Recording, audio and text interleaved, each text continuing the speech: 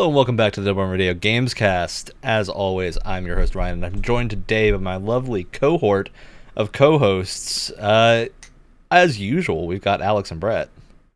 Hello. And new addition, we have Griffin, who was in one video before. He was in one of our, I think it was the games kickoff thing that happened a while back. Some event, yeah. You were at the event thing. Now you're on the main podcast, finally, because schedules have aligned to allow it, and we're missing Wyatt and regular Alex, so they're out of the podcast. Regular Alex. We went through this before. You just call me Replacement Wyatt. I'll just take that as my official title any day of the week. That is your official title. All right, this week it's episode 122 or 123. Numbers are hard. We're going to be talking about narratives in games, specifically how to represent them in gameplay. And kind of, establishing the vibe you want. I think this especially applies to games that aren't traditional things, because we did a very similar topic to this last time when Wyatt was here, and inevitably, what we knew was going to happen happened. We talked a lot about Naughty Dog. Yes. And part of the reason I've chosen to do this topic again is I think it will be good to do with a group that doesn't play a lot of Naughty Dog games, I don't think. I think I've played every single one, but So have I, but I don't think I'm inclined to talk about it. Yeah, I didn't even think about it when you told me the topic for some reason.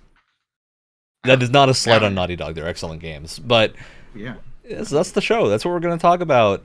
Since we got new people here, I thought we'd go around and do an updated introduction real quick, just so everyone knows who the podcast people are, because we haven't done it in a long time. I'm the host, Ryan. I do game design, currently at Blizzard on Diablo IV. What do you all do? What's your design, art? Wow. I will go first. Okay. Yes. Do I have decided to call him like a class? name call. Hello, my name is Griffin Carlson. I also do the game design. It has been rumored.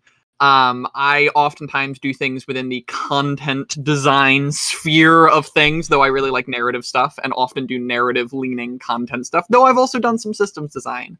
So a little bit of everything. And I guess most recently, I'm currently finishing up a contract with Niantic, so I guess doing some stuff with them. We out there. It's true. We out there gaming? I am Brett. I do things not necessarily with games and art anymore, but my experience with games is with doing art and concept art and stuff for them. Kind of in the middle of a bunch of personal projects that need to get to a point where I can announce them before I can announce them. You can also check out an episode a while back. We talked very briefly about your VN horror game. Yes. It's linked on there. I gotta find the link again, but I can send you the link cool. to that again in the description. Yeah, probably gonna do another one of those this year. But yeah, just a bunch of 2D art stuff. Play more games than I make them, I guess. I also play more games than I make, because I don't currently work in the games industry. I'm still tech industry. But I did go to college for game programming and did, along with Griffin and Ryan, publish through Rustria Returned. Yeah. Also, Brett was on that too. I did help with that. I've never interacted with him. I'm Alex, so sorry. I completely forgot that. I do did remember that though. It looked quite cool. 2-ish characters, I think. They looked great. Thank you. I don't think you were ever at a meeting in my memory. At least not a meeting that I was part of. I was never asked to come. Is sponsored by Through Rust We Are Returned. Currently on Steam. I have a T-shirt somewhere. I should have worn it. Oh my god! It's a great narrative game where the mechanics really enforce the narrative. All right. Well, hey, that's a good segue. Into not what we're about to talk about, because we're going to get the news out of the way first, because there is some news that, we got some cool stuff happening. Spider-Man Remastered is on PC now and is doing super well, which I very much like, because that's probably my favorite superhero game, even compared to the second Spider-Man Insomniac game, which is also very good. Miles Morales is great, but I think the first one takes the cake from me. See, I think the other way around. I just like the gadgets. I like my gadgets, and Miles Morales didn't have as many gadgets. Because he has powers. Yeah, he had powers, but I like big explodey spiderweb balls, and that's a real fun thing for me. We have some other cool stuff going on. Elden Ring just got another patch. And I want to mention this because we talked about Elden Ring a while back. We did like a 3-hour episode on it that you can go find. We're probably going to end up doing another one at some point. Yes. Yeah, we're getting booted back up because I think at least I want to talk about Caelid because we did not talk much about Caelid in that 3-hour long episode because we ran out of time. Yeah, we planned to go into like individual parts of the map, and I don't think we did that for almost any of them except for Limgrave. We did, and then we quickly realized that we had spent an hour and a half just talking about the opening area of the game. Yeah, which kind of I think they all probably most of them deserve that much. So we're gonna see if we could do that before we hate the game, I guess. Which I doubt will happen. Look, I still go back and play Dark Souls 2 occasionally, so. Oh, you're talking to the guy who likes it, Ryan. I know, but like I got Dark Souls 3 sitting by. I still haven't finished Dark Souls Remastered that I got to do at some point. But Elden Ring just took everything out. I had to play more Elden Ring all the time. It's true. It's a lot of fun. I don't think we mentioned this when it happened, so I want to mention it again. Gollum got delayed to a time that we don't know about. I think you did talk about that. I think we talked about it when I was there because maybe it was we big did. Controversy. I didn't big hear controversy about that I crazy. said that I liked Gollum. Like, Yeah. so I I was excited. That I was excited. I'm there for the with game, you, I mean. Alex. We're split halfway now, Ryan. I still. Well, I'm not saying but that I art think style it will be was good. rough on me.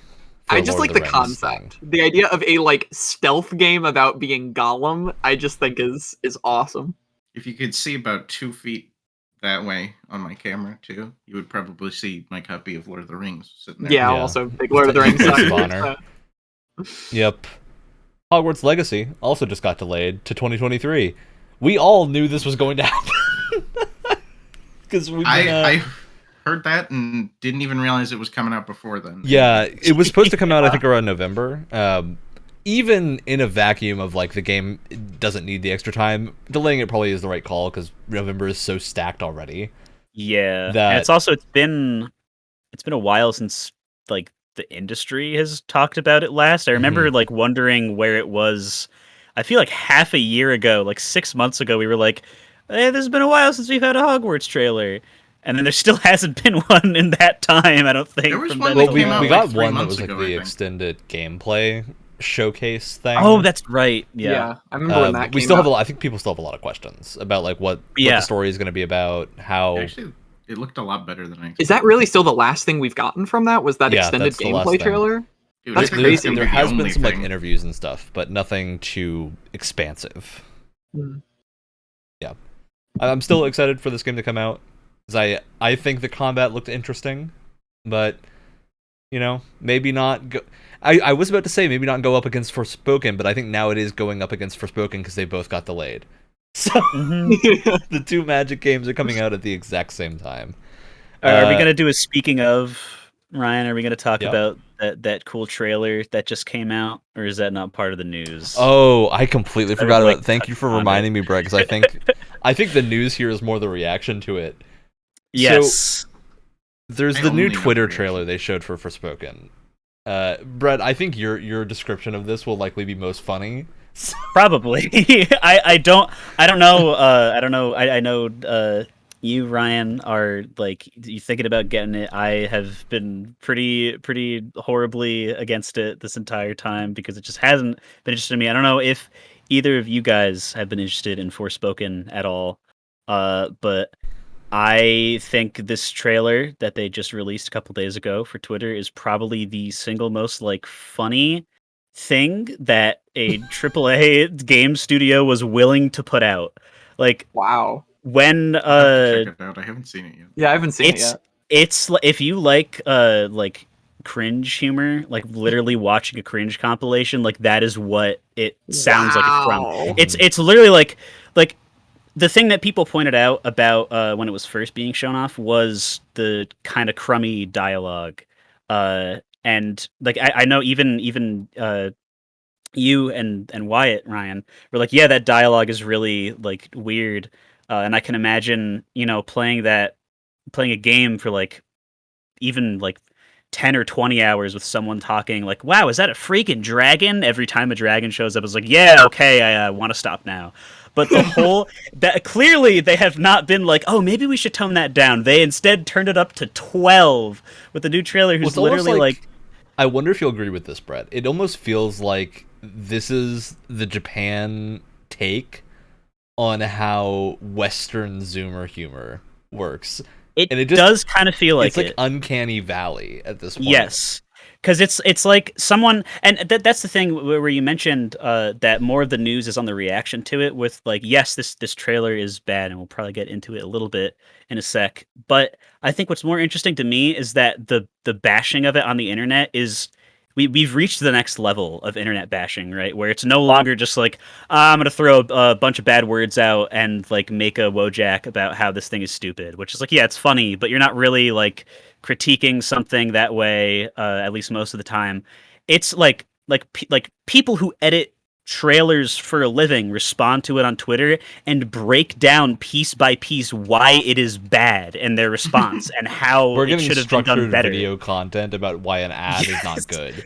Wow. We have gotten re-edited trailers for games that people almost universally praise, like Bloodborne, with the same level of editing and dialogue as the Forspoken trailer, and everyone's like, "Yeah, this game looks like garbage now." It's like, if you haven't seen it yet.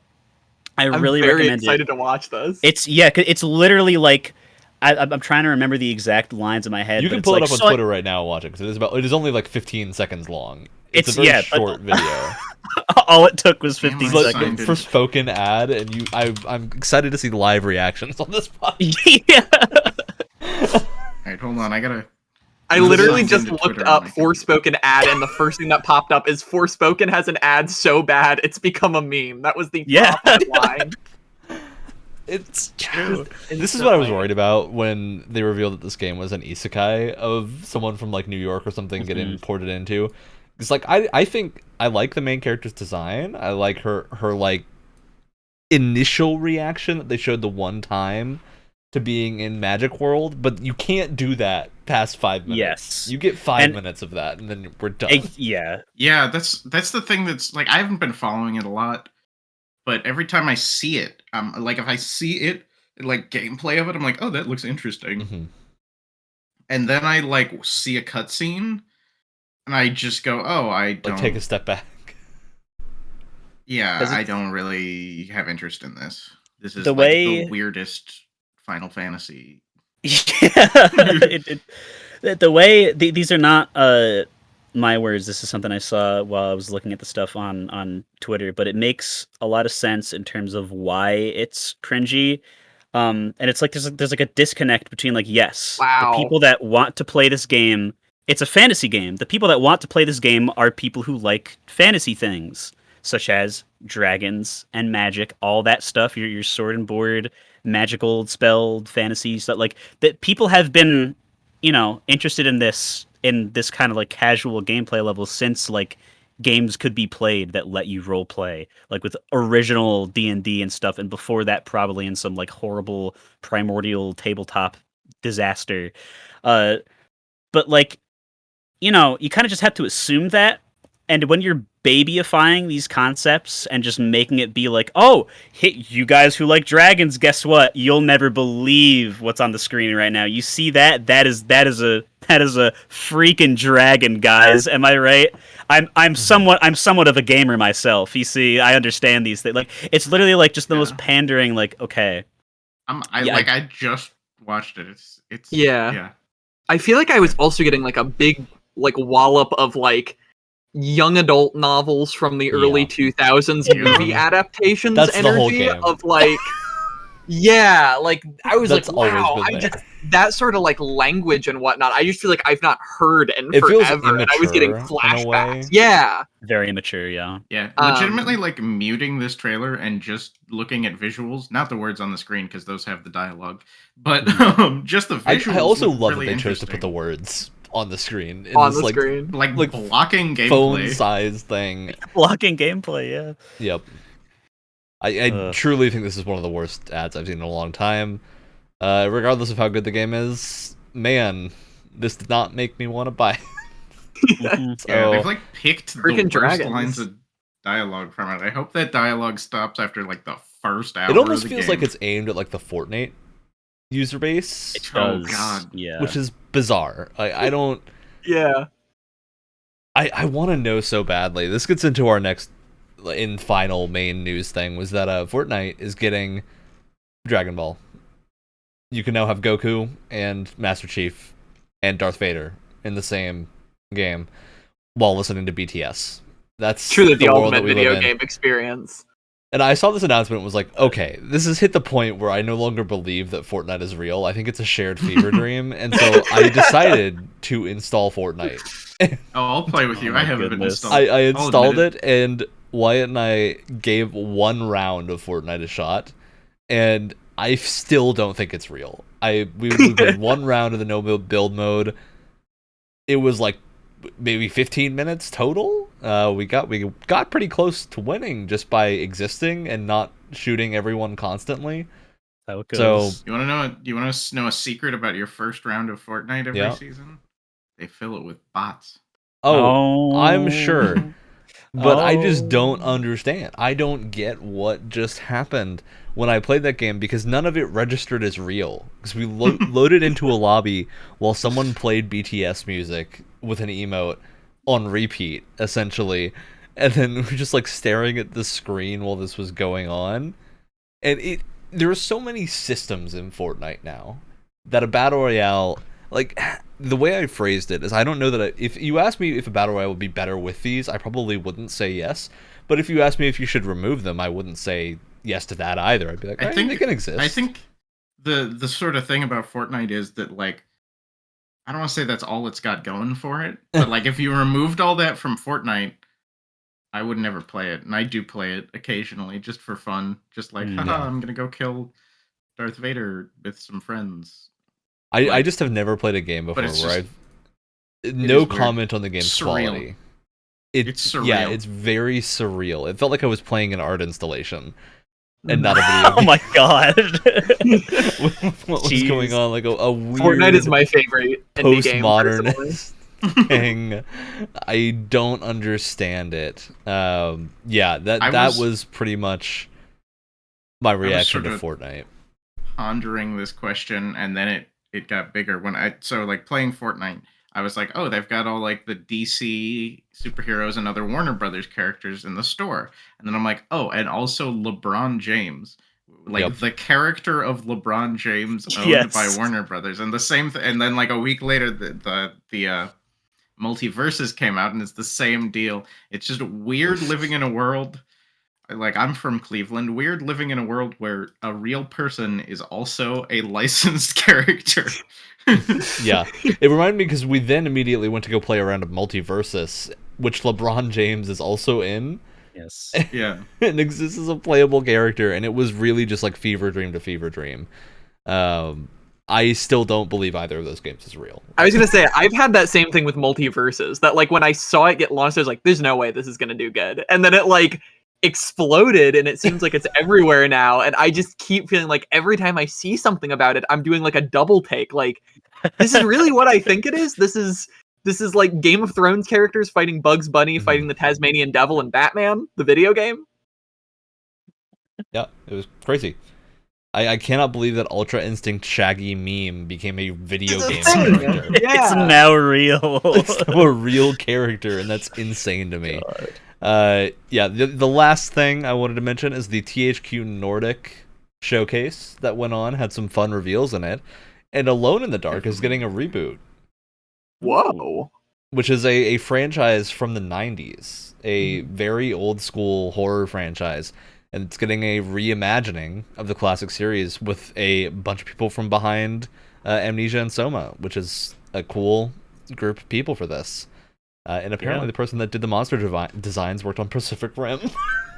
That's Nice. one of my dad's Oh. favorite video games. It's Alone in the Dark. Fun I fact. thought you were about to say Pacific Rim, and I'm like, that's not a... Yeah. That's one of my favorite movies, but It is a sick great movie. it's a good movie. Fun fact too, Alone in the Dark, Cthulhu Mythos influences. Oh, yeah. Of course. Oh, yeah. Good Space time. for Sale I actually- is a neat look. Oh, Alex, you got something? Oh, I was just gonna say I've never played. I don't think I ever really knew of Alone in the Dark before this announcement, but I'm pretty hyped for it. It looks cool. It looks neat. The southern horror aesthetic is always a fun thing to see. Space for Sale is a cool little game about an astronaut selling land on alien worlds. I like that concept. This looks cute. I'm down. This is why I like to watch the THQ showcases, because they tend to have games like this that are just weird little things, just fun little experiments that are very entertaining. Tempest Rising is a neat game that looks like a spiritual successor, like in English at any point today, to Command and Conquer, because we know EA is not doing it. Yep. Made by Slipgate Ironworks from Denmark. Very fun looking game that had some solid gameplay. This is the thing I liked about this, is the showcase showed a lot of gameplay, except for one thing that we're gonna get to. Recreation is a wild looking map creation game where you drive cars from the team behind Burnout and Need for Speed. Not like the whole team, but developers behind those two franchises. So there's a lot of talent behind this in car games. And this is exciting to me because all the car game studios have been gobbled up and made into like a massive conglomerate under EA right now, and that is very scary. Because I don't know that we're going to get any cool indie car games soon outside of this, and I think this looked pretty fun. We saw another snippet from the Gothic remake, the OG Gothic remake. That was happening. Which I think a lot of people thought it got canceled after the demo did not get good reception like 3 years ago at this point. But yeah, this didn't have a lot to showcase. It was mostly just a trailer of people going into a mine and going down a mine. It looks okay, but there was no gameplay or anything. So nothing too crazy to look for here, just that the game is still under development. All right, going on to Jagged Alliance 3, which is a franchise of tactical mercenary sim type games. The other two are very fun. They're a bit older now, but they are very fun games with some really cool systems that you don't usually see outside of a lot of the bigger budget tactics games. They're goofy, which is always fun. So I'm looking forward to whatever this ends up being when it comes out. And then Outcast 2. Does anyone else here know what the Outcast game is? Sounds so familiar. Yeah. Oh, wait, is it? This is another classic franchise. Outcast is another game that was originally, I want to say, from the 90s. Oh my god. It might have been early 2000s. But it got a remake, or like reimagining a couple years ago, in the form of like a AA budgeted, not full price release that is constantly on sale for like $10. It's on like PS3 or something. The remake is on like PC and modern consoles. It's just weird to think about because it's a game that I think has flown so far under the radar. Yeah, you can get Outcast 1.1, which was the 1999 original game. And then there is Outcast, I want to say like New Beginnings or something. Oh no, that's 2's name. Outcast Second Contact, which is the like 2017 version of the game. And it's just odd. It's a game that's like super unique look, weird sci-fi, almost beyond good and evil looking game that is like in a tropical wilderness, which is a very neat setting. I'm super curious what Outcast 2 is going to look like, because I don't know that the first game, or the like remake of Second Contact, did well. To my knowledge, it did not sell well, so I'm curious where the money from this is coming from and whatnot. I just think it's a really interesting franchise that just kind of flown under the radar. Then we got SpongeBob the Cosmic Shake. It looks like a SpongeBob game, and that's really refreshing to me. And Patrick is Navi. He flies around and is your little fairy friend. That feels like the That's proper amazing role for Patrick. Sure. Yeah, I think this is going to be fun. The Battle for Bikini Bottom Rehydrated is also pretty good, and it's the same team. So I expect this to be... I'm sure it probably actually rehydrated the funds for projects like these within like SpongeBob franchise. 100%. I forgot they did a remaster for that a couple years back. Yeah, it's very good. Destroy All Humans 2, we saw a little bit more of this. We saw Way of the Hunter, which is a hunting sandbox game.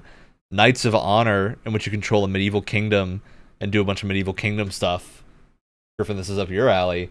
I'm gonna have to check that out. Yeah. You I sold saw me the at eyebrow Medieval raised. Kingdom. Medieval kingdom, and you command knights, merchants, diplomats, spies, and clerics to make your realm the most Ooh. powerful in the world. That's the developer buzzline. Then Stuntfest, which is another car game that looks, I don't know, I kind of thought distinctly not as good as Recreation, but I think this is by a much lower budget team. And there's also The Valiant, in which you lead a band of brothers through medieval Europe. 2 medieval games. So 2 medieval This truly games. is my episode. Yeah, it's a good looking thing. But the thing I wanted to talk about that I know Brett is just quaking in his boots getting ready for is Big omission, AEW Ryan. Fight Forever. Hell yeah. We do a podcast called the WrestleCast around We do.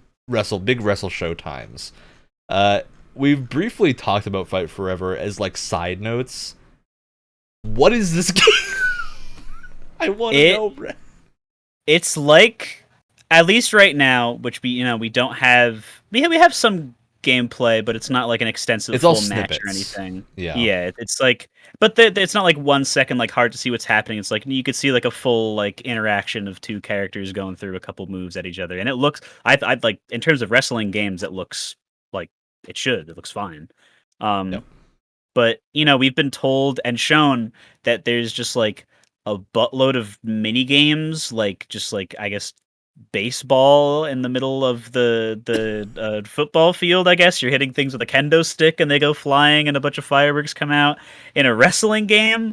But also they still have the career mode, which I know is a bunch of people's things. Like if I know you mentioned Ryan, if they don't have the career mode where people It's not like even a career spend mode. I want to see a successor to the old WWE games and WWF okay. games. Like SmackDown vs. Raw and No Mercy had the weird little career modes where you'd like talk to the Undertaker, who would insult you and steal your lunch money and stuff. Yeah. Which I it remains to would be like that. seen if it's like that level of like small feud at a time, or if it's the very like just hard line. As long as one there's direction. something for single player, I'm in.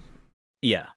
And they said they have a character creator, which you literally need for wrestling. Like if you Yeah. don't have a character creator, your wrestling game is pretty much dead in the water and will not succeed in any way, shape, or form. Yep. But yeah, I don't know. They had what was it the silly trailer with Tony Schiavone and Britt Baker? Yep. That they showed. It was the silly trailer with Tony Schiavone and Britt Baker, which is funny because that trailer leaked in advance. It did. And then got shown again at the showcase as like a big reveal. And of course, it wasn't a big reveal because everyone had No. already seen it.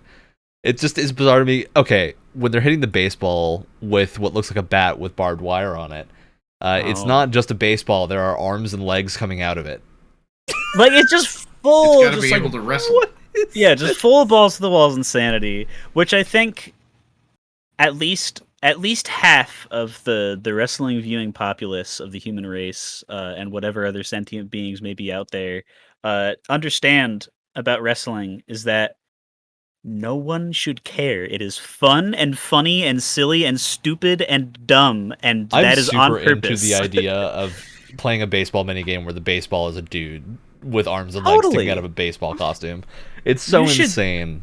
Like I want like forge mode action sack, like just sliders where you could just like, all right, let's set the gravity to like 0 and the impact force to 150, and I want to hit Adam Cole with a baseball bat so hard that he goes flying out of the arena and just ragdolls and breaks. Like that is what I want out of this game now, because it seems like they're having a pretty cool sandbox like element to it instead of it just being like a more almost like semi wrestling game, which like there's those are fine.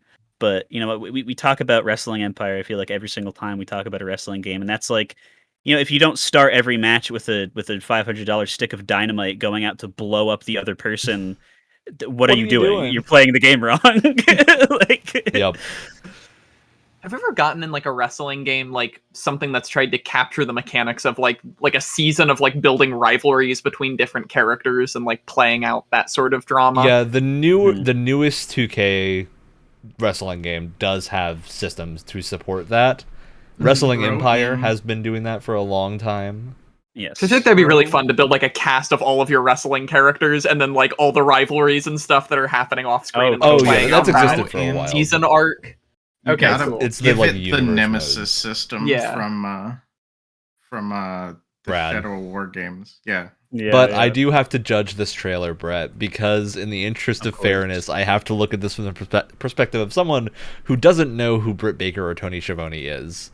Going into this trailer, it opens with Tony Schiavone walking out into a hallway with a suitcase and then discovering there's pizza on the floor. Yes. It is. I'm so curious what someone who doesn't watch wrestling thinks of this trailer, because I think it looks delusional. Totally. Which I think you kind of have to make a choice. You can't really have as successful a trailer in either direction when you try to go it takes straight a full down the middle. minute for them to show a screenshot of the game or even mention what the game is.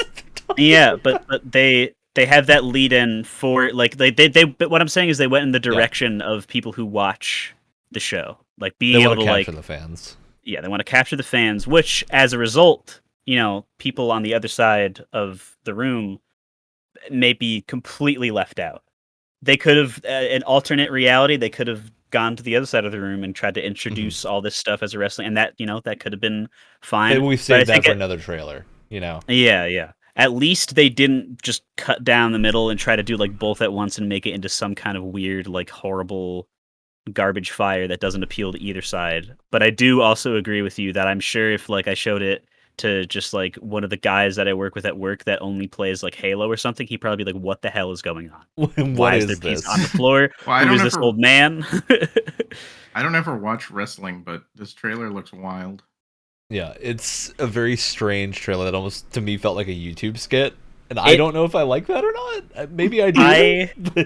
It reminded me of, in an imaginary scenario where, I don't know why you would go to school to make video games. I don't know why anyone would do that. But if this imaginary professor in this theoretical scenario tasked a group of students with funny college-level humor to just make a silly trailer for their game, and it was just a complete or incomplete grade to just get it done, and everyone had a blast doing it, and they filmed it in, like, a day, and one guy edited it in, like, 3 hours. Like, that is what would come out of it, which I kind of... I kind of love. Send the trailer I made for a game my junior year to this chat, because it's the exact same. That kind of energy. Described. Nice. Nice. Right. I like that. That's the news. That's everything of a happy note. The only other news story that I do want to mention is Travis Day has passed away, and he was a well-known designer on Diablo III, a few other Blizzard properties, and one of the OG like World of Warcraft people. Where if you knew of good old Indalamar, which was a like warrior that proved that warriors could function as a class because everyone kept saying they were really underpowered, and then actually they were the most overpowered thing in the game, and just nobody knew how to do math. So they couldn't. Travis is the one who made those videos and showed how to play a warrior correctly and do cool things. And yeah, he passed away at 41, I believe, this past 2 weeks. So really unfortunate. Never got to meet him, but he's been credited quite a lot as the person that like fixed a lot of Diablo 3's item design in Reaper of Souls. So it's really unfortunate. But all right, on to the fun part. We talk about video games and narrative and things. That's what we do on this podcast. Sometimes. Not often. On the rare occasion. Occasionally we talk about video games.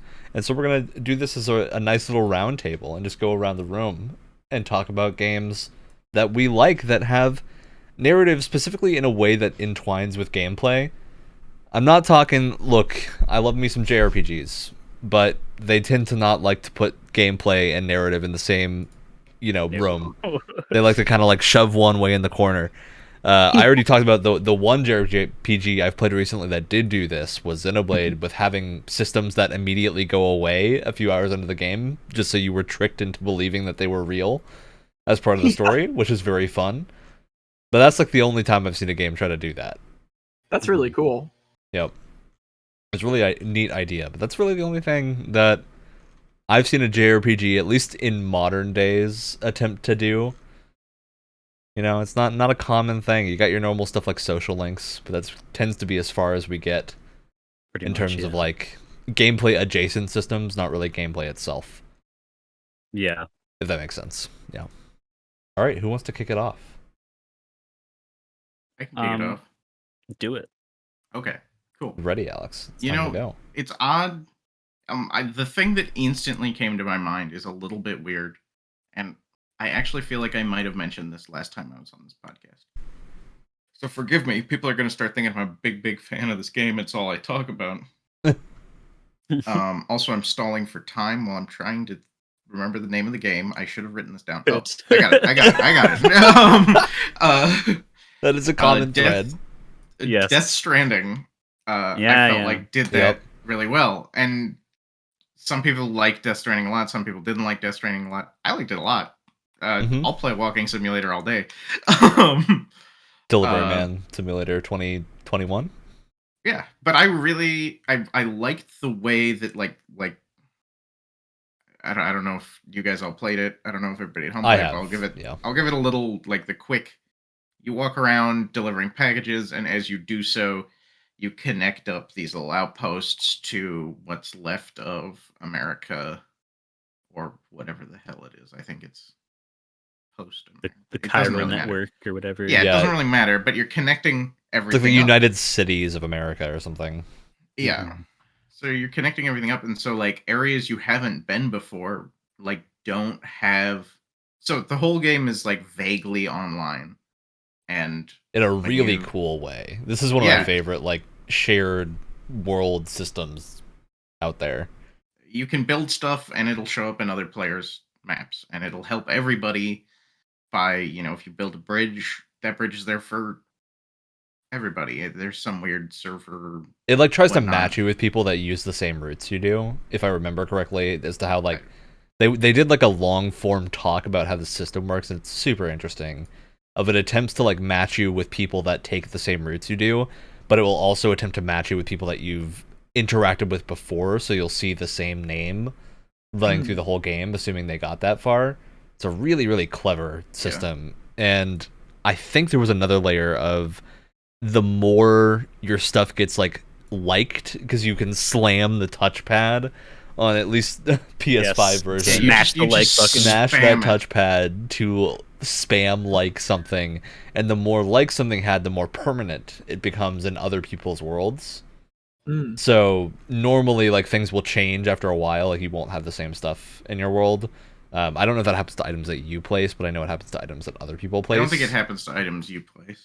Yeah, I think it's specifically for stuff that other people place. If you don't use it, it's not going to remain there. If you do use it and you like it, it'll stick around for longer. So if you have like a route you take, you can spam like, and someone, if you're like going along a road and someone else is going along the same road, you can like your different segments, and you'll end up like building it together and doing really cool stuff. Cool. Yeah, but I just think that like almost every choice about that whole design you were talking about reinforces the plot of the story. Strands of togetherness, like reconnecting a broken society. So like as you play the game more, it gets easier because every player is working together to go to the same places. Yeah, it's a really cool set of systems. Thanks for coming to my TED Talk. That's why we're here. The show is just a thinly veiled set of unscripted TED Talks. That's what I think all podcasts strive to be.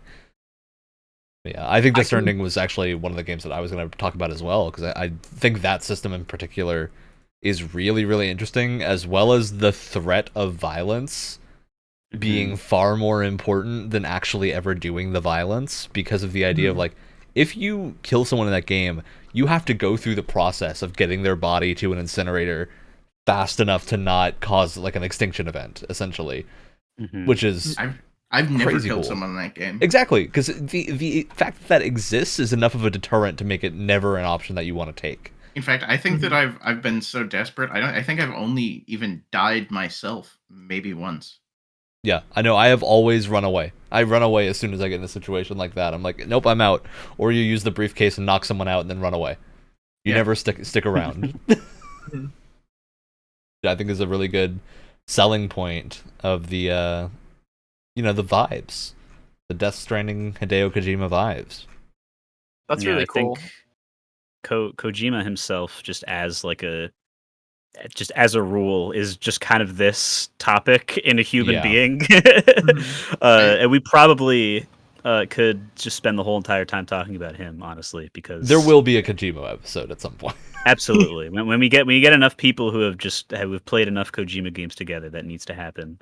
I've missed very few Kojima games, so yeah, we'll just like make Griffin play all of them. I gotta play because the only one I've played is PT, and I absolutely love PT. I didn't play that one actually. Good old PT. You have missed. Did you see he just posted on Twitter? It's like the something anniversary of PT. I think like 2 days ago was the 8th anniversary of PT. 8th? Absolute, oh my god, I'm old. Absolute crime that never got made into a full thing. Yeah.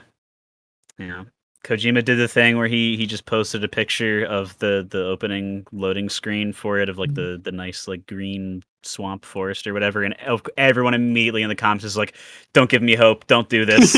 And of course nothing's gonna happen. He probably just posted to be like, "Hey, remember that?"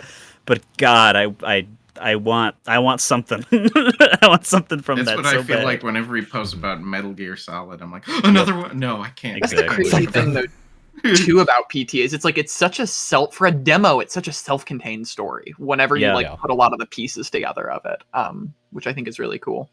Mm-hmm. So people who missed the whole PT thing, it was leading into a Silent Hill remake is the idea, and it showed up from an unknown publisher on the PlayStation Store just as a random thing, and then revealed towards the end, hey, this is a Silent Hills teaser. And people figured that out. And then it got taken down and prevented from being re-downloaded. It's one of the only things on any PlayStation Store that you can't re-download because Kojima and Konami had a falling out, and the rest is history. For folks that want to play PT, though, I know there have been people that have done like crazy, like they've like built it from the ground up in Unity. Yes. I know I saw one floating around on like I think like Itch.io, like one That's of those. The same one I've played. Yeah. There's Unity remixes. If you have Dreams, there's Dreams versions of PT. Oh, really? Yeah, I think there's someone that did an Unreal 5 one not too long ago, I think. PT is living on, even though you can't play the original form of it anymore. I think it's crazy that people are able to do that, because I think part of what makes PT so good is it's such a contained environment and like set of gameplay, but like Kojima just does so much with such a like limited amount of things. I think it's I think it's very inspiring for like thinking about smaller projects in terms of like how can you do a lot with a small number of assets and a small number of like time and systems. Exactly. That's why I like just like mentally when I'm considering like scariest games, like the word games that I've ever played, like PT is always at the top. Always at the top. It's a demo, but it's like it doesn't feel like there's a rest of the game necessarily missing. Like the only like you only really think that because like it has like the word like demo kind of built into it, kind of. But I feel like there's story threads that are completely like they're not even like threads. They're just like the beginning of a knot or something that are just completely left untied. But it's just such a, like you said, it's a completely like self-contained experience that, you know, it just feels like a game in and of itself. Go play PT, people. Yes, find a way. Really go play knockoff PT. Find a way. Please don't pay $1,000 for a console that still has PT on it. Never do that. It feels like a good chance you're getting a console that doesn't have PT on it as well. Yeah. What a shame. I feel like for be one of the most unfortunate lost games, I think. Yeah. One of the things I was thinking about earlier today, whenever I first read over this topic, that I feel like this may be a good time to bring into the conversation, is that I feel like there's a very interesting divide between, I feel like, two subcategories here. Because I was going through my brain thinking about games like that I would want to bring up at a discussion like this. And I was really realizing something that I had never thought of in these terms before, which is that I feel like there is a difference between the idea of using mechanics to tell a story versus telling a story that reflects a game's mechanics. And I think the difference that I see in this, so like some of the games that I had been spitting out, just some of my classic games, so like Undertale, absolutely love Undertale. Darkest Dungeon, I had been throwing in here for something, and I think those two, even just grabbing those, I think are a really good example of reflecting this idea, and I'd love to get you guys' thoughts on this as well. With Undertale being a game that is a story reflecting game mechanics, that it is a narrative that is built around a system of game mechanics, that these game mechanics are these tried and true JRPG mechanics, and we are going, okay, how can we tell a story doing these? Another example of this I had on here was Spec Ops: The Line, which is a game that is starting with a set of game mechanics, that being third-person, first-person shooter mechanics, and then saying, all right, let's follow these to their logical conclusion. Where do we go with these? What sort of story would this actually create if we were like, a bunch of armed men are going to go into a city and shoot up a bunch of people? Like, where would that go? And Spec Ops argues it would go very different than most third-person, first-person shooter games say it would. I think the opposite side of that, and I think is oftentimes where people go to first when thinking about this, is the using mechanics to tell a story, which I feel like Darkest Dungeon is a much better example of that, which is where you are starting with a narrative or a theme or a story, and you are saying, how are we going to build a mechanical system that reflects this? I think tabletop RPGs are a really great example, too, of seeing a really pure adaptation of that, where it's like, Ryan's been running a game called Blades in the Dark for me and some super folks. Cool I think system. Great game. And I think that's a great example of that, where like they very obviously started Blades in the Dark and they were like, we want to build this around the heist genre. We want to have these like dark fantasy, Cthulhuoid, cosmic horror themes. And they were like, let's custom build a mechanical system. So I don't know. I just wanted to throw that all into the pot and get you guys' thoughts on that as well, of that split, games that match and those. What are you guys thinking?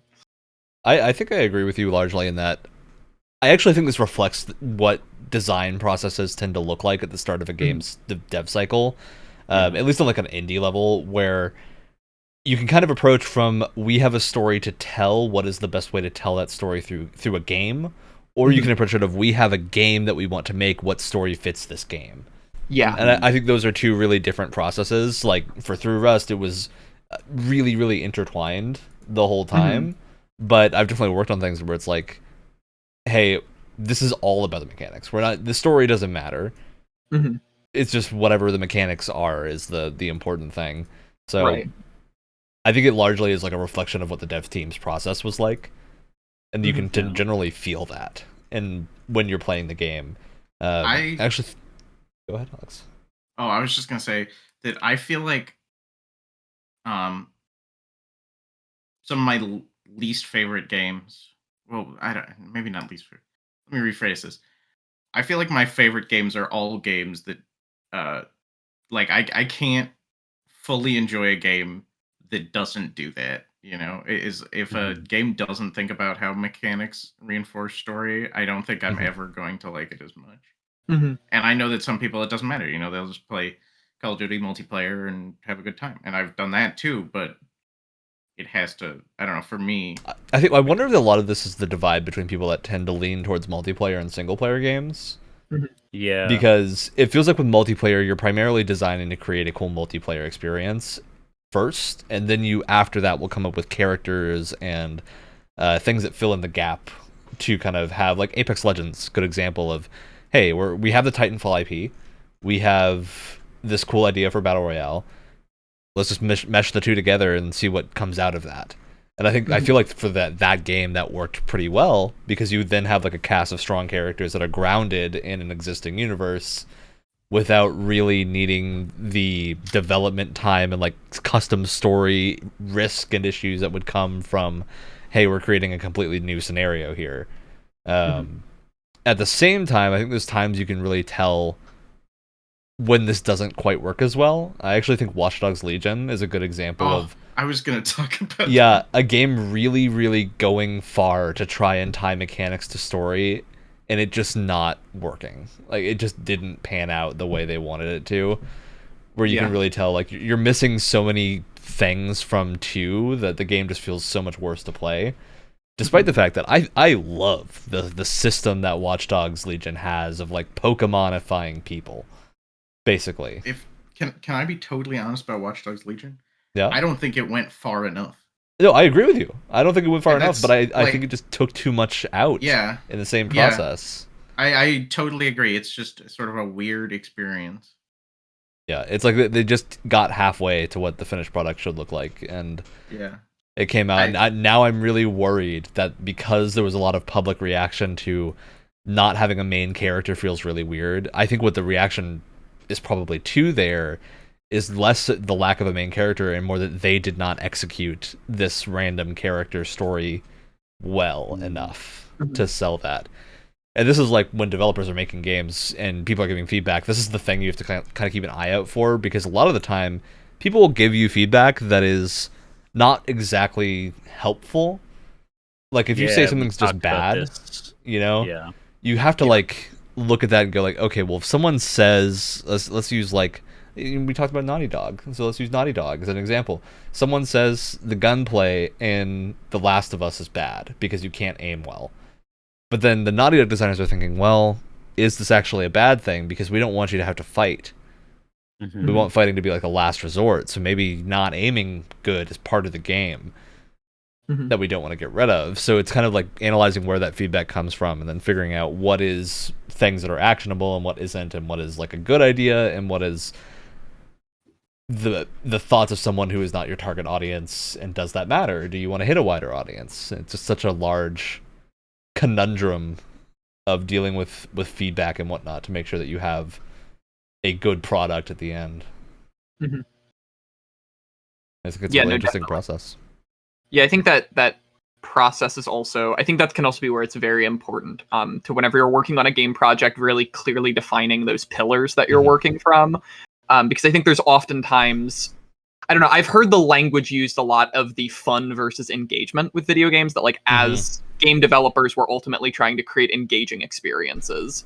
And engaging experiences can oftentimes be fun, but they are not necessarily it's not a requirement. Fun. Yeah, that is not a requirement. And if something is moving the player towards the type of engagement you want, it may not necessarily be fun, but it's moving you towards that experience.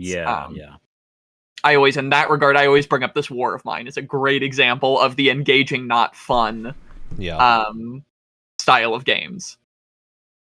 For sure. I definitely agree with you there, because I have really weird thoughts on that argument, just because like I tend to think if I'm not having fun with a game, I'm not going to play it. And I don't think that's like a question of is a game fun or not being like an important thing. I think it's more like, I think for a lot of people engagement and fun are hand in hand, because fun is such a weird term of like, oh, I'm playing a game about zombies murdering civilization, but I really like this parkour system, so I'm having a lot of fun.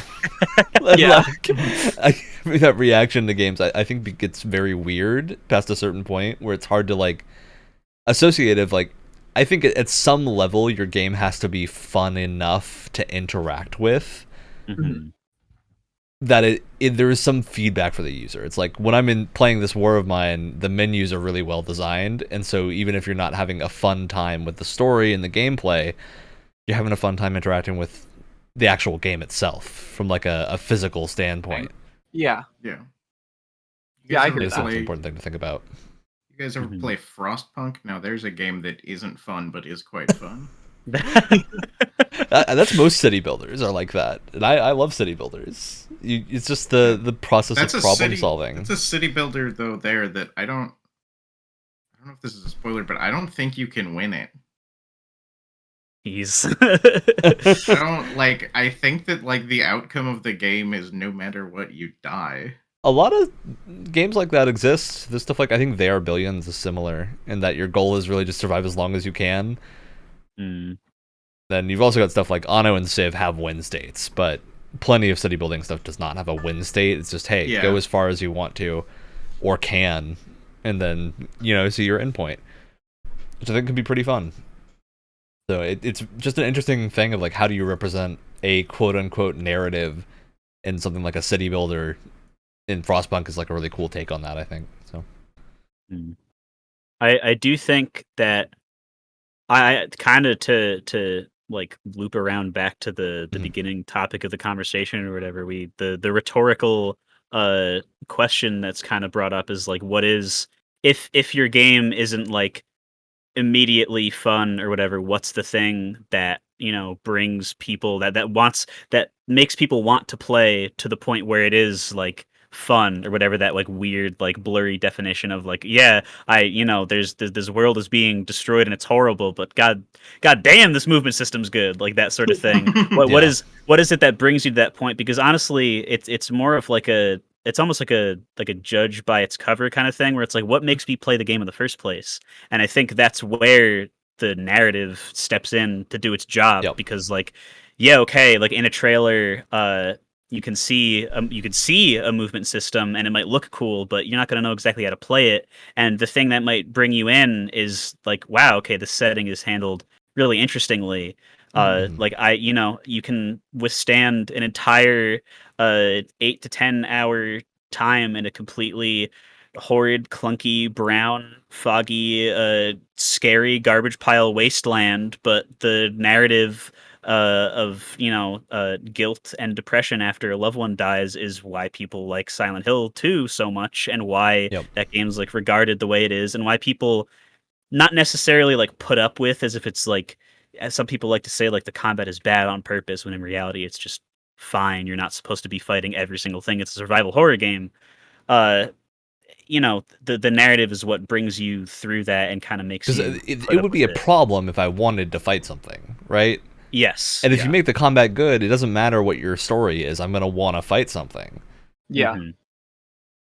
Yeah, which works for some games, obviously, and for certain other games, like more basically games where like death matters 9 times out of 10 probably shouldn't feel very good to kill something. Otherwise, it's like, okay, well, now this is a video game again, and all of a sudden, that death, doesn't matter. That's why I talk so many times.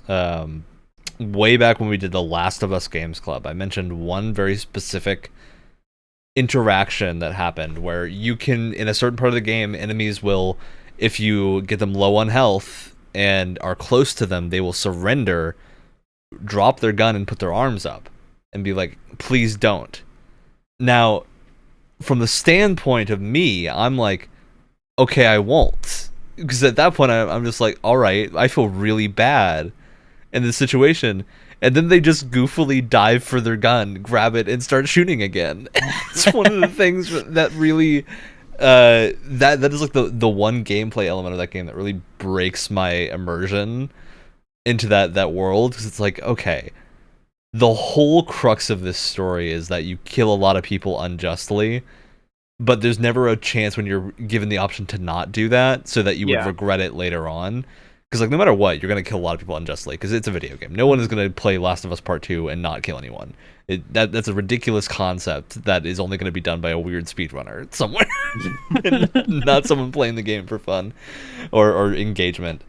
So I think that's like the thing you got to be super careful about when you introduce circumstances like that, is think of a proper outcome to it that can like engage you in a way that's more random. And the thing that could exist here is that there might be a way to do that where it is a like actual surrender. But because the only time it happened on mine and it wasn't that, and it had like this video gamey gun grab instantly, it felt very video gamey and not very narrative heavy in that moment, which just felt very strange. I think that's why it's important to just have your systems tied together. That also makes me think a lot of, I had a really interesting conversation with a friend of mine a while back about contrasting Undertale and Hotline Miami, which are two very different games. Wildly different games. But we were discussing just like morality in video games and morality in video game narratives and how it is reflected in gameplay mechanics. And how Undertale very much sets you up with this whole like the kill or be killed. You've got this whole like, are you going to spare the monsters? Are you not going to spare the monsters? It really sets you up with this choice very early on in the game. And both routes lead to these logical conclusions of where they go.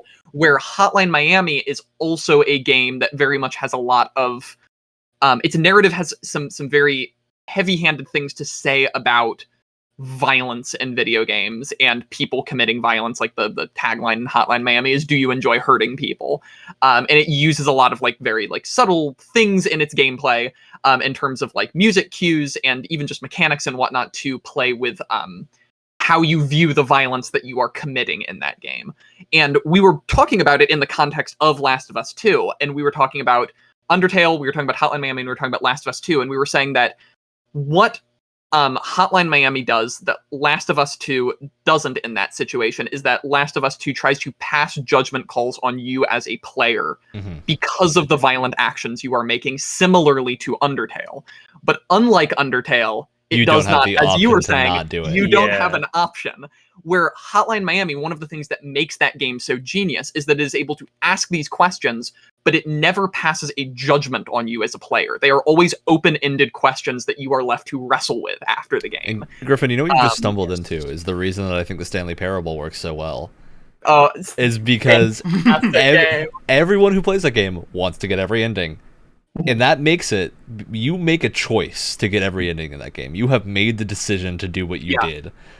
Which means it's always true. Like when you get judged for your choices, you're like, I did do this. It was fully in my control to not do this, and guess what? I did. So, I think it works extremely well in Stanley Parable because of that. And that's why that game is so memorable, is that you're never going to get a reaction for a thing that you didn't do. In fact, not doing things is a choice that will get you reactions from the narrator. So I think that is system works so well. Super unutilized thing in video games. The idea of not doing things being reflected as a choice in games. It's like every time, so many games have the thing where you're presented like this a character's narrative arc, and you have like a tragic villain or something who's like the friend of your main character at some past point, but things have gone too far, and now you've got to put an end to them.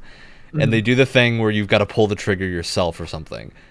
And there's just never an actual thing of like, what happens if you don't do it? I don't know if you guys ever played The Witcher 2. I've not, no. It's good. I recommend it endlessly. Witchers. You can skip the final boss fight. Yep. I mean, like, there is a big boss fight. Like, the second to last boss fight is... I never did the final boss. So I don't know. I played the game like, I think 2 times, and I've never fought the boss. There is like the penultimate boss. I think is probably the bigger fight. Yeah, and that you do no matter what. Which makes sense from a design perspective. It's like why people still respect New Vegas so much, because Fallout New Vegas, you could just talk your way out of fights, and some people are like, that's a problem. You shouldn't be able to talk your way out of the cool gunplay, and I'm like, that's great. It's part of the also, role-playing, the gunplay isn't that cool in New Vegas. It's just okay. VATS exists because aiming is bad. Yep. No, I think it's really interesting that you brought up Stanley Parable, though, as well, just to circle back to that, because I think that that's another great example of that thing that I was stuck on, of thinking of the idea of games that are narratives commenting on the way we play games or the systems that games use to shape our gameplay. I think that is a very interesting, and I think it is something that is being tapped right now. And I think we're seeing a lot of, I think the thing that makes me so interested in that in terms of this discussion is that I think the further we move down that route of seeing how narratives are able to affect gameplay, I think it is ultimately going to affect gameplay. Yes. In ways, there are avenues of gameplay that cannot be unlocked until we have continued to investigate and do things like we were just saying with that idea of not playing something as a choice. That is a purely mechanical thing, not related to narrative, but I think it is something that we will only be able to unlock the full potential of in-game design with the help of this style of narrative design, which I just find absolutely fascinating. Because I think you have the really powerful ability with games to like build something going in, expecting people to play it more than one time to see different things, and encourage different choices. Because I think an important thing is to not like judge your player on decisions they make in a video game, unless that is like the point of the game, like Stanley Parable, or it's a game where you have the active option to not do something.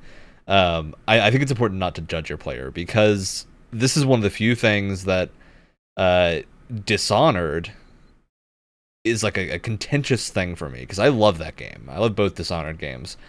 But in the first game especially, I go super back and forth on whether or not I like high chaos and low chaos existing. And I think where I've landed is that the game doesn't have enough fun options for the low chaos player that you unlock, where it just feels like you don't get to interact with a lot of the progression of the game, because if you're doing low chaos, all the traps are now meaningless to you because you can't use any of them because they will all kill somebody. And then that's like the primary thing you want to avoid. So I'm like, well, where's the fun options so I can have cool things to not kill somebody with? And I think that's like if you're doing that kind of design, you really have to walk that line of like create both sides so that they are both fun. And have like a similar level of interest to them. I've never. That's why. Oh, sorry. No, it's fine. It was the same amount of time for us to go. Oh, now's good. I talk first. Exactly. Well, I'll say my thing is about Dishonored. I've never played a high chaos playthrough. Yeah, which means I've never used 80% of Dishonored stuff. There's so many like skills that I just don't even look at. I'm like, I blink, I turn into a rat, and good enough. Yeah. I mean, that sounds pretty cool. It's because you feel so bad interacting with any of that stuff past a certain point. It just also feels to me like, I don't know, there's not enough use. You said like it doesn't. The only reward for playing High Honor is the fact that you get cooler powers to kill people, but killing people also makes the game harder, sort of. Harder, but also locks you into a much worse outcome. Yeah, exactly. And so, like, I never felt the draw to play that. I'm like, I want to get the good ending. I don't want there to be some god-awful plague over the city that I have to deal with, and also the narrative has to deal with. Yeah, and I think there is something to be said if you have a very short game, and the trade-off for getting a good ending is you have to play in a very specific, like, thought-out way. That's okay if it's short, but Dishonored can be very long, depending on how you play it, to where you might be spending hours in each level. And at that point, I'm like, all right, I don't plan to play this game more than twice. Yeah. And the second time, I still feel so bad that I'm not going to do any of the high chaos stuff either way. So yeah, my second playthrough is for not messing up as much. Yeah. Which is, it's just a weird thing, because I don't know that there's actually a solution there outside of just more money to projects. Yeah. Which is like the eternal solution to all the game problems is more money and more time. But we hit a limit of how much more money and more time can solve problems. Because then the game won't come out. And that's how we wind up with things like Atomic Heart that get revealed 10 years ago and are still not out. Well, I was going to say that space game, the not Elite Dangerous space game. Star Citizen? Yeah. Eternally in development. Has that come out yet?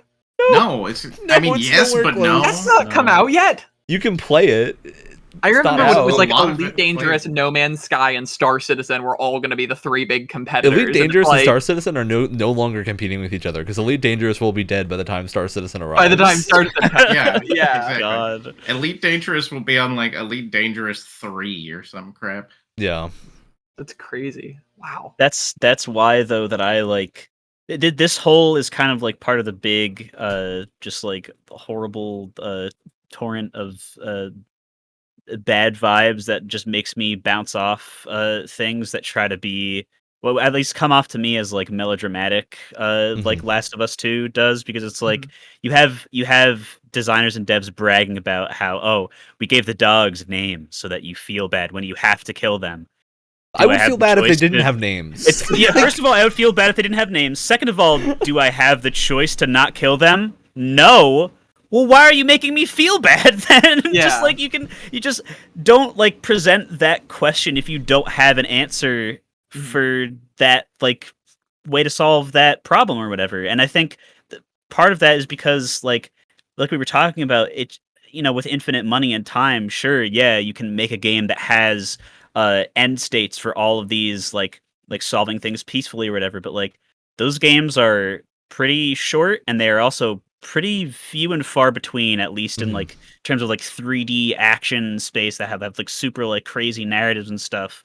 And it's so hard to develop something like that. Like I don't like Undertale is kind of in the perfect state. Like, yeah, it was made by one guy and it looks like that because it was made by one guy, and it can kind of handle all of these like story implications and all of this meta commentary and all of these different outcomes, and going through your like file browser and stuff and places to like do different things. It's like that can all like be done because of the scale budget of the that game it's at. and Exactly, yeah.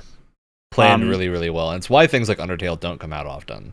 Exactly, yeah. And it's why I like things like Hotline Miami that kind of have a they might have different like endings and stuff, but they have like that set way to play, and the questions that are posed to you are just kind of meant to just be asked in your head, and for you you can to think answer about them in your own way. Exactly, yeah. Which is why uh it's been a bit since I've talked about it, so I could talk about it again. But it's why Call of Duty World at War will forever have the best COD campaign, because it is the most horrible, grueling experience to get through that game in terms of the amount of like, if you consider all of your enemies as like actual people, that like, yes, the bad guys, the Axis powers of World War II did terrible things, but there are also many, many stories that humble you when you look at them and be like, man, there were like factions of the German military that like hated this stuff,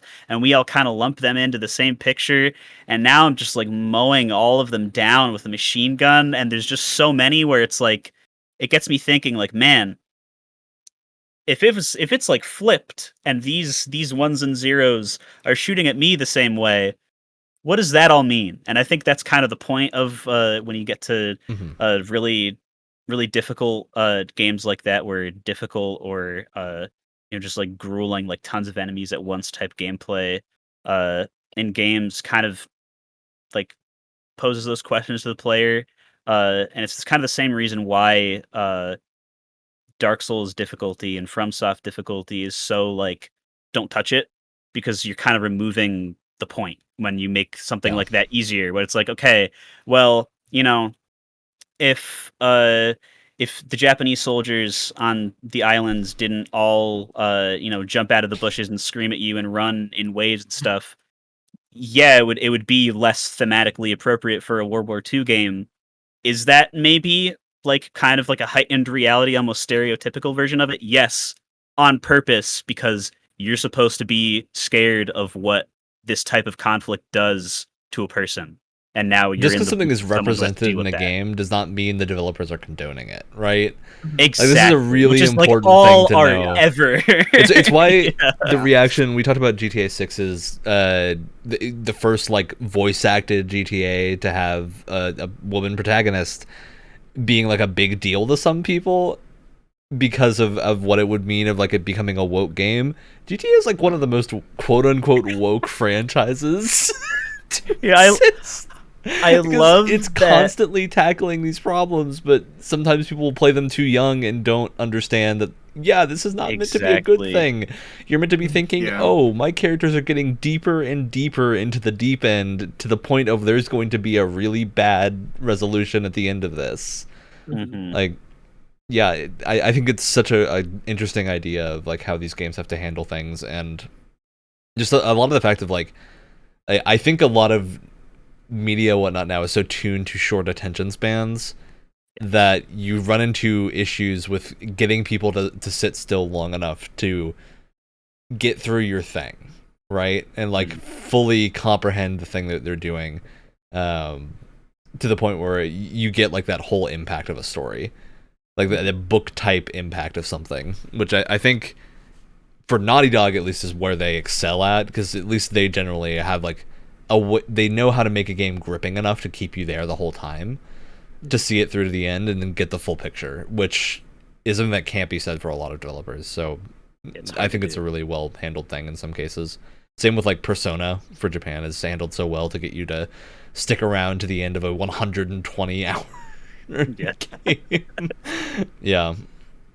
I think it's interesting that you have to tackle things in these weird ways to kind of get around that. Mm-hmm. This is also just making me continue to think about Spec Ops: The Line and how great of a game it is in terms of that. It's just the thing with Spec Ops is it's so hard to talk about that game without spoilers. Yeah, I mean, this is the weekly reminder. Go play Spec Ops: The Line.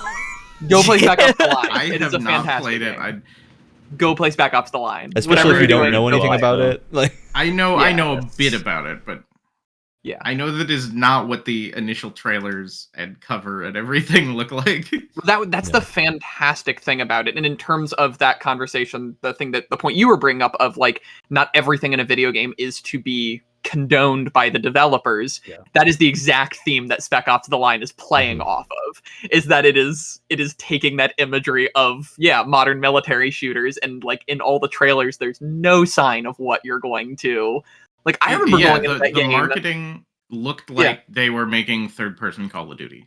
Yeah, and I remember going into that game and even like hearing stuff about it, and like you're still like, but they're not gonna like it's still like a Call of Duty-esque game. They're not gonna like, and like by the time you get to the end of that game, it's like, I just think it's go play Spec Ops: The Line. Yeah, we should do a Spec Ops Games Club at some point. That'd be a fun thing to do. I'm sure it's like $2 nowadays. Oh, probably. All the time. Spec Ops: The Line is super easy to get these days. I do want to bring up, on the topic of Rockstar, the original Red Dead Redemption. And fair warning now, I'm not going to directly spoil anything, but if you're a savvy game player, you will probably be able to gather what I mean through the next set of phrases that is going to happen. So if you haven't played Red Dead 1 and intend to play it, tune out for a minute or two. Outside of that, I think everyone who's played that game knows exactly what I'm about to mention, is that I think Red Dead Redemption 1 is one of the best examples of like the frog boiling in water that's just steadily getting warmer, especially the because second one as well. I mean, both of those games I think do it really well. I don't want to talk about the second one because it's still new. So I feel worse about going far into that game in terms of spoilers and whatnot. But Red Dead 1, and especially I think Red Dead 1 is like the first game to really nail this home and like have this idea of like, no matter what you do, there is an ending that's going to happen, and it's completely out of your control, and it's not based on any choice that you made. It's just the reality of the world that these characters live in, is that there's not a good solution at the end of this. Like, you might be striving for it, but it's that classic like Western idea of you can do your best, the industry is still going to catch up to you at some point. And I think that's such a powerful idea. That's what presented really well, because your character shows so much remorse about how the state of the world has like come to this, not through words, but through like the way that the game shows facial expressions and voice acting and whatnot, and just kind of sells emotion. And it's really, really successful at like getting that feeling across without directly needing to tell you what's going on.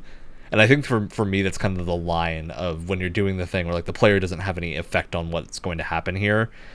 You have to really ride that line of like delivering the unfairness of the situation, or selling the idea that like this was always going to be out of your control, rather than having a character like realize the lesson that far into the thing.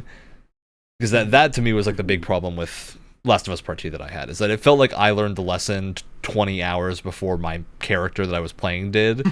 So I was playing the whole game at odds with the mental state of the character, which I think kind of pushes it's like kind of like push back to where, okay, now I'm no longer having fun playing this because I just don't agree with what's going on, and I'm playing it to finish it. Which is like a weird thing to say, because I still like Last of Us Part 2. I think it's a very, very good game. It's just not something I would ever choose to replay. So I think it's really interesting to think about this type of thing. I think a really important point on what you're saying there too is I think that there's a weird obsession that's creeped into a lot of narrative design of this idea of endings being the most important aspect of narrative design, that like, what is the purpose of this journey if you did not get to choose an ending? And I think some of the games that really buck the trend and rebel against that idea can oftentimes be the most powerful, because, like, not to get too existential, but we are all living in a narrative game where we have one ending, which is that we die. Like, that is the world we live in. And I think maybe for you. oftentimes there is that mirroring of that journey in video games of where there is maybe one ending or one or two endings that are either decided like at the end of the game. But I think there is often a undervaluing of the power of the journey to get there. I think a great example of that is the original Life is Strange, which I think is a game that yeah, the not spoilers for the endings. And there are multiple endings with Life is Strange, but the focus of that game is the decisions you make throughout the game. Are really what makes that game really powerful.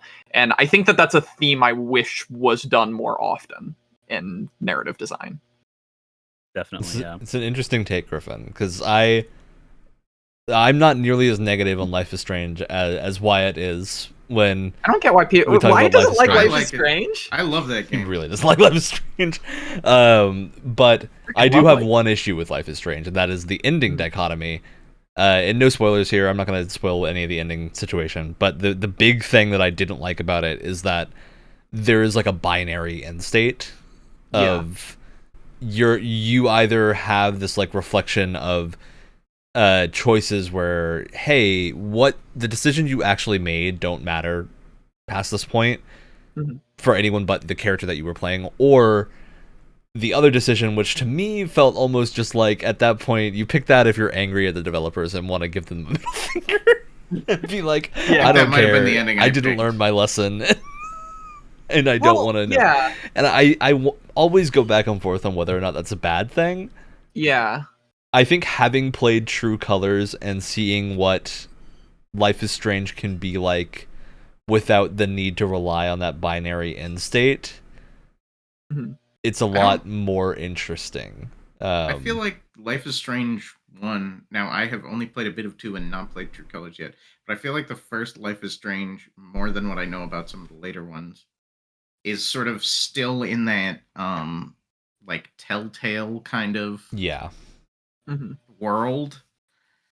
And new ones are too. They're not I mean, they far all off are of the Telltale. They all are, but I think that like at that point in time, not many games had more than 2 endings anyway. Like 2 endings was the way it was done. Yeah. I think personally with the first Life is Strange, I think the area they shoot themselves in the foot is kind of a classic like ludonarrative dissonance, where I feel like they set up in the game this like butterfly effect theme.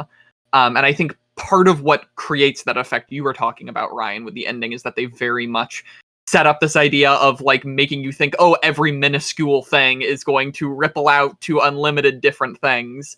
Yeah. And I do agree that I don't think that is very paid off very well. I feel like they are going with a different way of taking that butterfly effect theme. But because it does not sync with your expectations from the start of the game, I think it does create kind of a weird dissonance with that ending, where it feels like there is one ending and then there's the like, not doing what they want you to do. I guess the best way to put it is it feels like there's one ending that the writers really want you to choose, and then there's one that they put in because they really think there should be 2 endings, and that the player should get a choice between the 2. Yeah, it's an interesting game that I'm sure we'll continue to talk about in perpetuity. Speaking of butterfly effect in games, I was just thinking along the same lines of some of what we were talking about. Until Dawn, and some of the other ones by that same developer, they're all kind of the same game. I still have yet to play all of them. I do quite like them, but that has sort of a similar thing, but I feel like in those it feels better. Like, I think part of it is the length. Like, those games are really meant to be replayed to try and reach whatever the state that you want to reach is. I also kind of like the nuance of the endings. Like, there's usually just like 1 or 2, maybe 3 endings, but then like there's got a little bit more nuance decisions between like, so like the game is gonna end where it ends no matter what. It's, did you get to save everybody's life, or like what is the state of all these characters by the point? It's more just like character based. Like, here's where the story is going. were you able to not have these characters become big dummies and die? Mm-hmm. Now, I want to talk about a very specific subset of Japanese-developed games that has become a bit popular over the past few years that I've talked about a few times. That's the Zero Escape and the Somnium Files series, both headed up by the same teams, because they are kind of in that same like telltale-y, almost like point-and-click inspired puzzle-y adventures, where your choices have a lot of impact on the story, with one key difference of these Japanese franchises of Zero Escape and the Somnium Files intend for you from the start to play every single choice out. So you are going to play every route in the game with the idea that those will all eventually lead you to whatever the true route is of like the actual events that happened, which to me is so interesting because it functionally is like a quote-unquote linear game.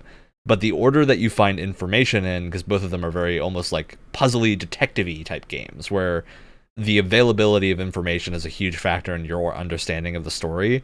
And like the Somnium Files immediately branches into two very distinctly different pathways of information that you'll learn, where one is like a super dark, everyone you know gets murdered thing. And if you go that route first, you're suspicious of every single character in the game because you never learn enough about them because they all die too quick. Whereas the other route, basically no one dies, and you spend just a lot of time talking to them all and learning about their mental state and whatnot, and then being able to put together information, which then is tied together in the final quote-unquote true ending to like showcase what the actual chain of events that happened was. And that to me is like such a powerful system because it guarantees that your player is basically going to see all of it, because you can't get to the true ending without seeing at least the majority of the routes that you have to do.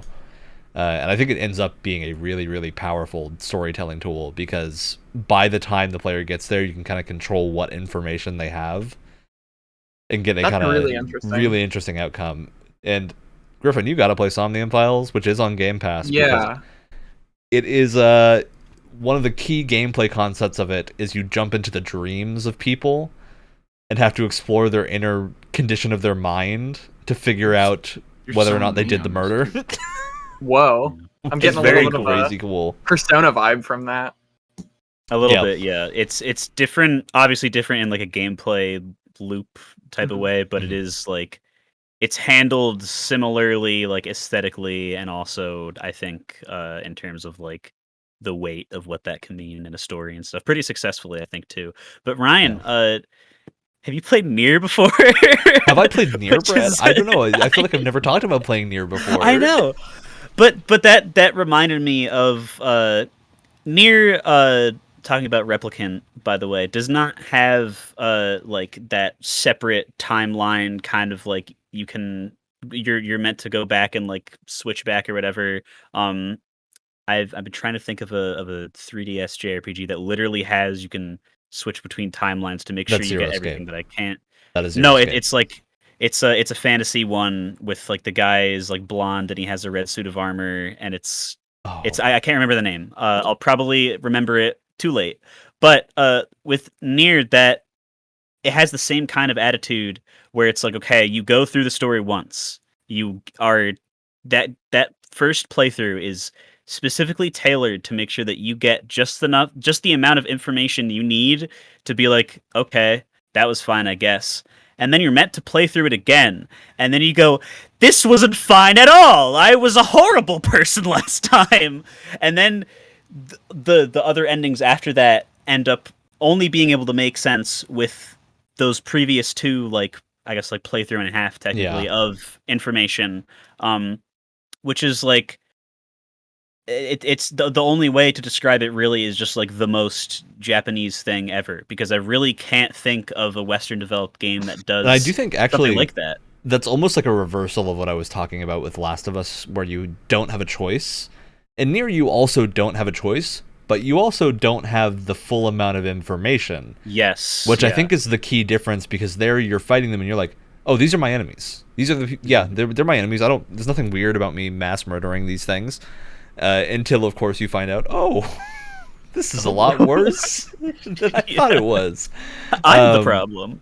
But you have kind of the same journey that your character has, but you, as a player, are reacting to it in a different way. Where like your character goes down a bit of a different route, and you might then be looking like, oh, I no longer like this. But I think because Nier is more controlled in how it shows that story, it works better than in a Last of Us situation. Just because it's more aware of what it's doing. It's not trying to pretend that it isn't doing that. Yeah, it's almost like it knows that you're meant to disagree with the main character after a certain point. After he does some things and still doesn't change his attitude, you're kind of meant to be like, what's wrong with you, bro?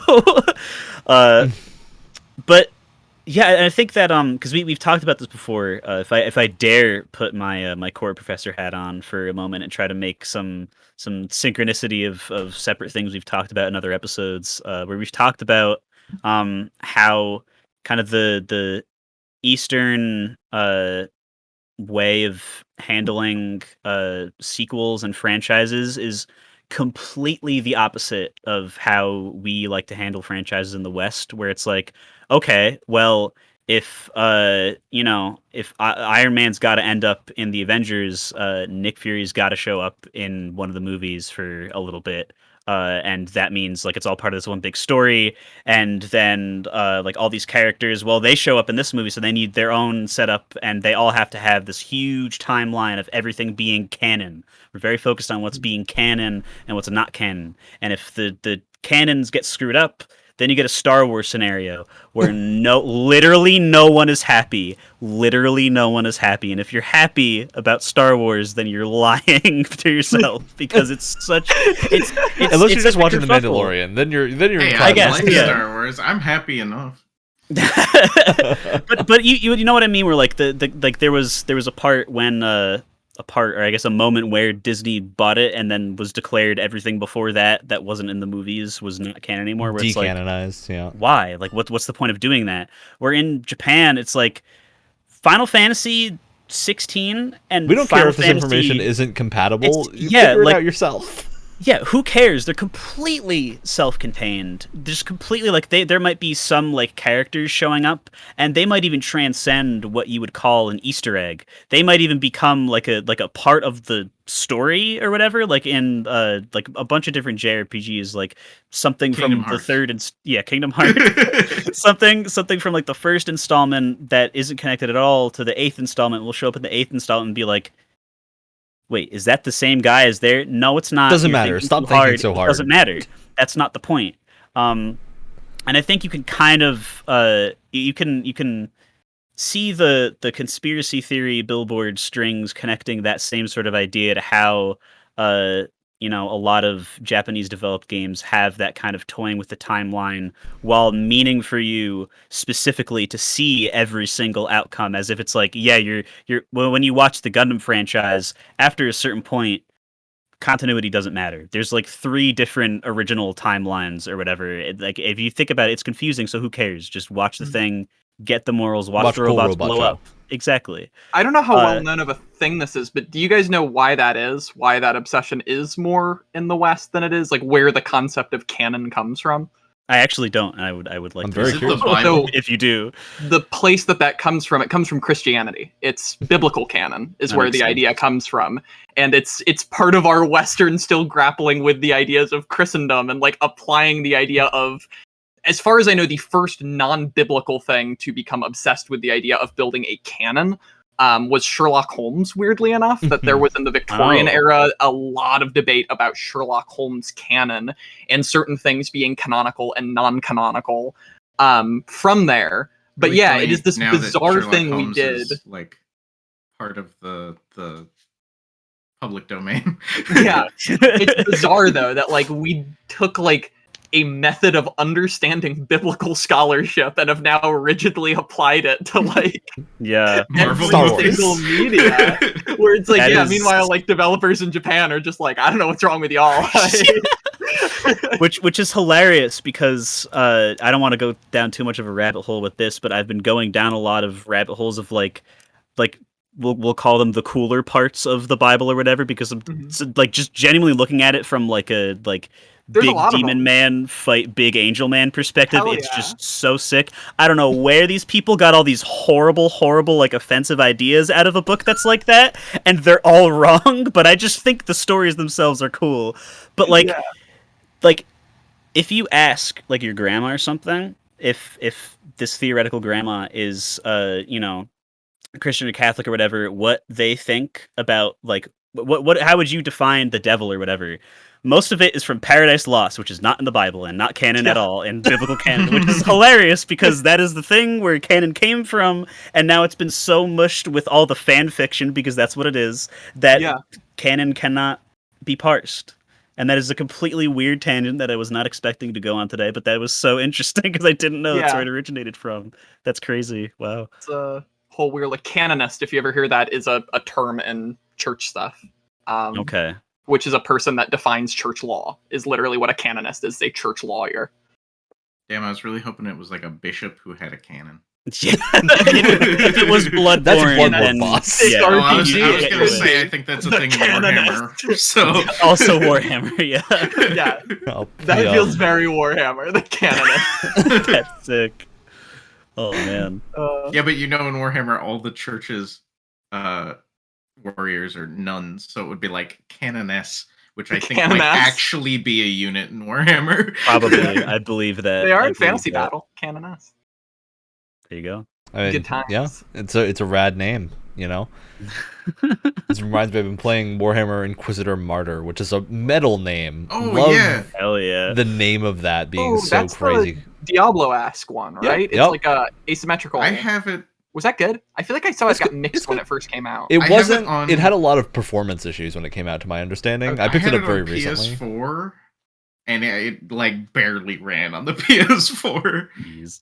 Yeah, I've run it, and it did run on the Steam Deck, so it is functional of running. It did drain the battery faster than anything else I have tried, though it really put it through its paces, but it worked. Not to get too game. tangential, but if you guys haven't played Warhammer 40k Mechanicus, that video that is looks really, really sick. good. That's the XCOM one, isn't it? It's like I've seen kind that, of. yeah. I would call it. It gives me big Through Westria Return vibes. I hear good things about that game. Yeah, I would great highly things about that recommend. Great stuff about that my game. God. This episode is sponsored by Through Rust We Are Returned. The game where the studio that made it does not exist anymore. Nope. Studio would be a generous term. Hey, we got the legal papers. It was a studio True, fair enough. for a while. Hey, I bet we could get like half of the studio back together. we have like a quarter of the studio Half back of still them think together are right on this now. podcast. Yeah. I think the most wild thing about that project, in terms of just like stupid game design legal stuff, is that we all, as I understood it from the producers, we all own the section of the project we work on. So, like, I have the rights to the narrative and the memory map. But that's yeah, well, it. we have the Hey, rights but to I claim that also we worked made on the those. We memory don't have map. the rights to reuse them. Oh, And, I see. well, actually, no, I see. we do have the rights to reuse them because we wrote the rule about it. But we don't I remember have we did a really the right giant to play claim of anything doing else that. about the rest of the game. Which, to viewers, is not how things work in the rest of the games industry at all. No, Not but when even you're a bunch of close. college students who are told you have to write legal documents to be able to put your game on Steam, Yeah. I love make the do. fact that our game is free because if we made money off We of would it, have it had to would pay cost like us more $2,400 money. to Autodesk. God. That's to game Autodesk. development for you. This Fun is why you times. use Blender if you're indie. Yes. It is good. Yep, it's crazy. Very wild world of licensing and contract things. But yeah, I think with narrative wise, we've hit on a lot of good points, and we're towards the end of the show now. We've gone through the gamut, which means it's time for shoutouts. For Griffin that hasn't been on the show before, a shout out is just a shout out. You shout out something you liked, something you didn't like.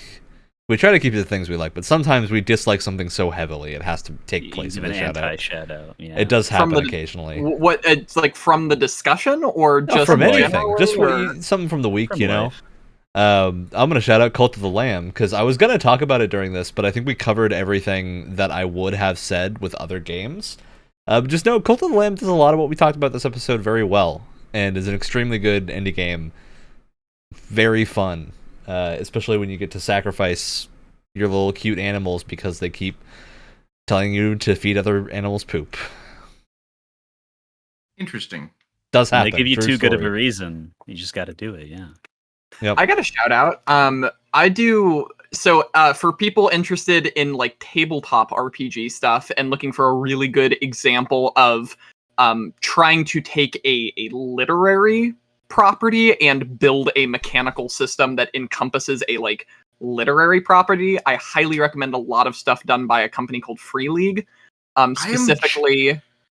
Specifically, they just got the rights to the One Ring role-playing game, which is fantastic. They just came out with a new edition of it, and it is just a amazing case study of like looking at Tolkien literarily and being like, how would we build a system of mechanics that would drive players to act like Lord of the Rings characters, where your primary resources are things like hope and your bonds to your other friends and your fellowship and cool stuff. Go check it out. But they do lots of cool games that are really interesting. No joke, tomorrow to go run it, I'm gonna buy their Alien RPG.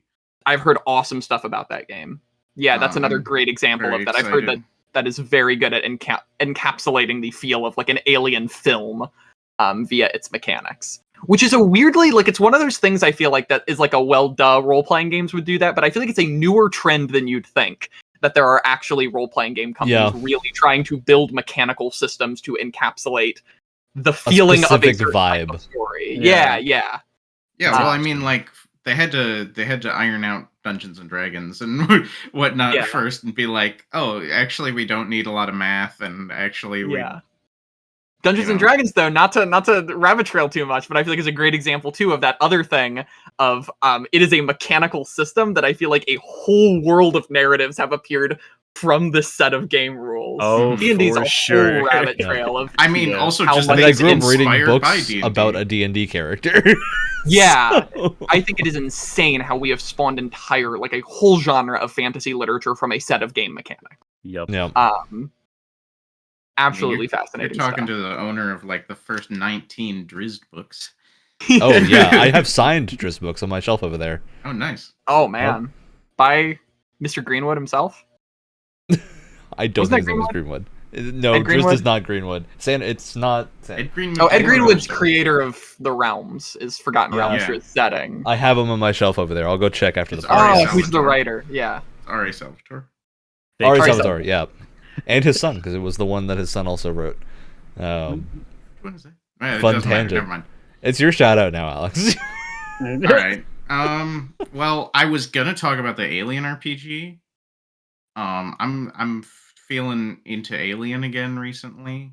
But instead, I'll shout out learning card magic and show you that this deck is all mixed up. And then I do it in view here. You weren't It's kidding all- when you were now learning it's all magic earlier. Separated into blacks and reds. Yep. Whoa. For some Nice. reason, I thought you meant Magic the card game and not Magic with cards. And it was a jump scare when he held up a regular deck of cards. I also have Magic the Gathering cards, and There we go. Of But can you course. do magic with magic cards? Can you? Can you? I've actually heard about somebody doing that, where he would like slip a Yu-Gi-Oh card in a sleeve, and then like have like a joking like, "Let me draw Exodia." Incredible. Wild gameplay. Yeah. So, Shout out, I guess. I don't mean this to brag, but I finally saved up enough to get a console of this generation, so I have an Xbox Series X now, and I Right. literally don't know what I was doing playing Elden Ring on the Xbox One because it's like real life now. It feels so good. Wow, I'm gonna have to go back and try like every single thing that came out within the last like 3 years that I have because it's probably gonna look pretty crazy. I'm excited for Ace Combat 7, and it's probably gonna be Oh a yeah. whole nother playthrough. Yep. That was the first thing I started playing again on my Steam Deck. First game I launched was Ace Combat 7. It worked exceedingly well, and I was very happy. And on that note, we're done with the podcast. That's the end of the show. As always, Tuesday mornings, 7 a.m. Eastern Time on the podcast platform of your choice, Twitch, YouTube, all the places. We'll be back next week.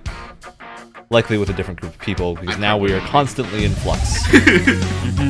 Hopefully, it is the Gamecast Games Club next time. Game Pass we Games promised Club. that last time, and And now then we we're found out liars. 2 of our hosts are not on the show this week. So, God.